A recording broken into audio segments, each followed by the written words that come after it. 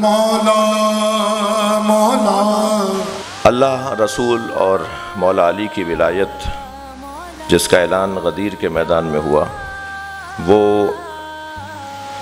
اتنی سنگین ذمہ داری ہے، اتنا عظیم عنوان ہے کہ اس کو حمل کرنا، اس کو لے کے چلنا کار دارد۔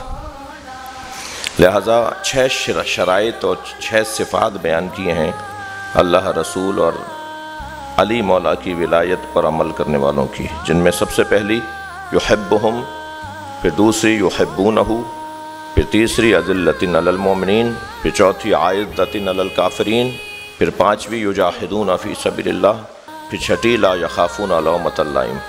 جن میں یہ 6 صفتیں پائی جائیں گی، پھر انہی کو اللہ، رسول اور علی کی ولایت ملے گی۔ سورہ مائدہ کی یہ 54ویں آیت ہے، اور سورہ مائدہ کی 55ویں آیت جو آیہ ولایت کہلاتی ہے، جس میں اللہ، رسول اور علی کی ولایت کا اعلان ہو رہا ہے، حالت رکوع میں زکوٰۃ دینے والے کی ولایت کا اعلان ہو رہا ہے۔